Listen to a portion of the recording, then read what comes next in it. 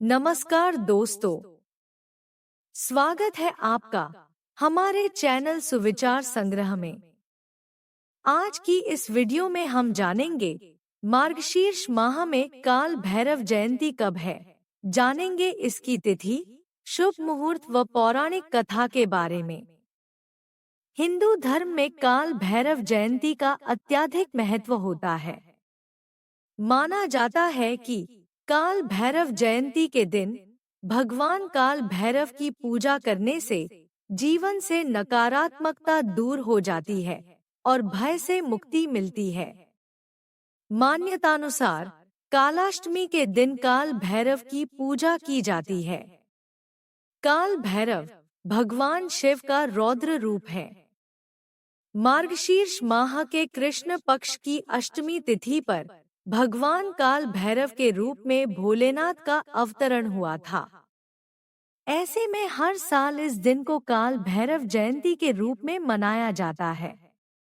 आइए जानते हैं साल 2024 में काल भैरव जयंती कब है। पंचांग के अनुसार काल भैरव जयंती मार्गशीर्ष माह के कृष्ण पक्ष की अष्टमी तिथि पर मनाई जाती है। इस साल अष्टमी तिथि का आरंभ 22 नवंबर की शाम 6:07 पर होगा और इसका समापन अगले दिन 23 नवंबर की रात 7:56 पर हो जाएगा। ऐसे में 22 नवंबर के दिन ही काल भैरव जयंती मनाई जाएगी। काल भैरव जयंती के दिन ब्रह्मा मुहूर्त सुबह 4:54 से सुबह 5:48 तक रहेगा। इसके बाद अभिजीत मुहूर्त सुबह 11:36 से दोपहर 12:19 तक है। इस दिन विजय मुहूर्त दोपहर 1:43 से दोपहर 2:25 तक रहने वाला है। अमृत काल दोपहर 3:27 से शाम 5:10 तक रहेगा। आइए जानते हैं काल भैरव जी की पूजा कैसे की जाती है। काल भैरव जयंती के दिन सुबह ब्रह्मा मुहूर्त में उठा जाता है। इसके बाद एक छोटी चौकी पर लाल या पीले रंग का वस्त्र बिछाते हैं। अब इस चौकी पर काल भैरव के साथ ही भगवान शिव और माता गौरी की प्रतिमा रखी जाती है। सभी पर फूलों की माला अर्पित की जाती है। इसके बाद काल भैरव के समक्ष चौमुखी दीपक प्रज्वलित किया जाता है। इसके अलावा पूजा में अबीर, गुलाल, अष्टगंध और अन्य पूजा सामग्री को शामिल किया जाता है। अब पूजा में काल भैरव की कथा पढ़कर आरती की जाती है, मंत्रों का जाप किया जाता है और पूजा संपन्न की जाती है। पूजा पूरी हो जाने के बाद काले कुत्ते को मीठी रोटी खिलाई जाती है। इस दिन शिव चालीसा और काल भैरव चालीसा का पाठ करना भी बेहद शुभ होता है। शास्त्रों के अनुसार काल भैरव को रुद्रावतार माना गया है। ये भगवान शिव का स्वरूप ही है।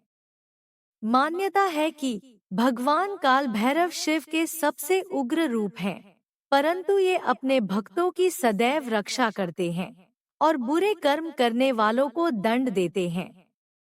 आइए जानते हैं काल भैरव का प्राकट्य कैसे हुआ। शिव के भैरव रूप में प्रकट होने की अद्भुत घटना है कि एक बार सुमेरु पर्वत पर देवताओं ने ब्रह्मा जी से प्रश्न किया कि परमपिता, इस चराचर जगत में अविनाशी तत्व कौन है, जिनका आद्यंत किसी को भी पता न हो, ऐसे देव के बारे में बताने का हमें कष्ट करें।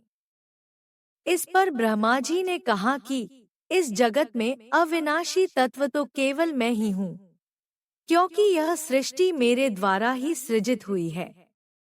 मेरे बिना संसार की कल्पना भी नहीं की जा सकती। जब देवताओं ने यही प्रश्न विष्णु जी से किया तो उन्होंने कहा कि मैं इस चराचर जगत का भरण पोषण करता हूँ, अतः अविनाशी तत्व तो मैं ही हूँ। इसे सत्यता की कसौटी पर परखने के लिए चारों वेदों को बुलाया गया।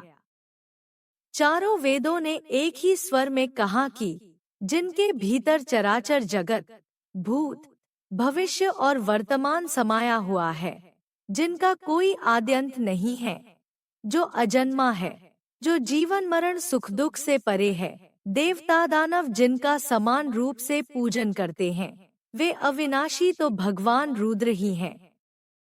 वेदों के द्वारा शिव के बारे में इस तरह की वाणी सुनकर ब्रह्मा जी के पांचवें मुख ने शिव के विषय में कुछ अपमानजनक शब्द कहे, जिन्हें सुनकर चारों वेद अति दुखी हुए। इसी समय एक दिव्य ज्योति के रूप में भगवान रुद्र प्रकट हुए। ब्रह्मा जी ने कहा कि हे रुद्र, तुम मेरे ही शरीर से पैदा हुए हो। अधिक रुदन करने के कारण मैंने ही तुम्हारा नाम रुद्र रखा है। अतः तुम मेरी सेवा में आ जाओ। ब्रह्मा जी के इस आचरण पर शिव जी को भयानक क्रोध आया और उन्होंने भैरव नामक पुरुष को उत्पन्न किया और कहा कि तुम ब्रह्मा पर शासन करो। उस दिव्य शक्ति संपन्न भैरव ने अपने बाएं हाथ की सबसे छोटी अंगुली के नाखून से शिव के प्रति अपमानजनक शब्द कहने वाले ब्रह्मा के पांचवें सिर को ही काट दिया, जिसके परिणामस्वरूप इन्हें ब्रह्महत्या का पाप लगा। शिव के कहने पर भैरव ने काशी प्रस्थान किया, जहां उन्हें ब्रह्महत्या से मुक्ति मिली। रुद्र ने इन्हें काशी का कोतवाल नियुक्त किया। आज भी ये यहाँ काशी के कोतवाल के रूप में पूजे जाते हैं। इनके दर्शन किए बिना विश्वनाथ के दर्शन अधूरे रहते हैं।